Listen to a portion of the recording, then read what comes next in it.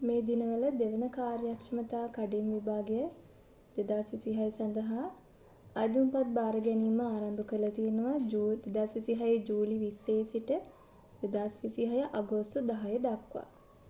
එතකොට අයදුම්පත් ඔන්ලයින් තමයි යොමු කරන්න ඕන.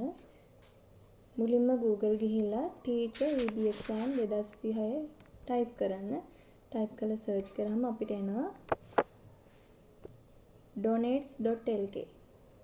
මෙන්න මේ Department of Examination Sri Lanka online application කියන එක හරහා අපි යන්න ඕන.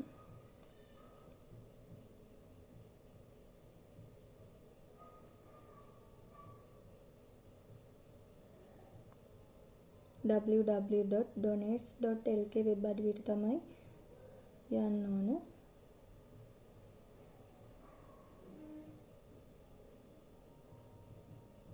ශ්‍රී ලංකා විභාග දෙපාර්තමේන්තුව.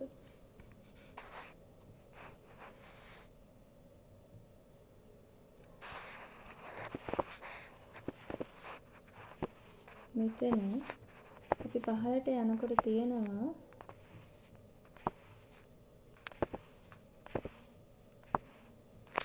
second efficiency by examination for the officers of the Sri Lanka Teacher Service 2026.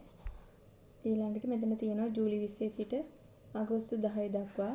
මෙතන මුලින්ම ගැසට් තියෙනවා, instructions. ඊළඟට රෙඩ් කලර් එකකින් තියෙනවා apply button එක.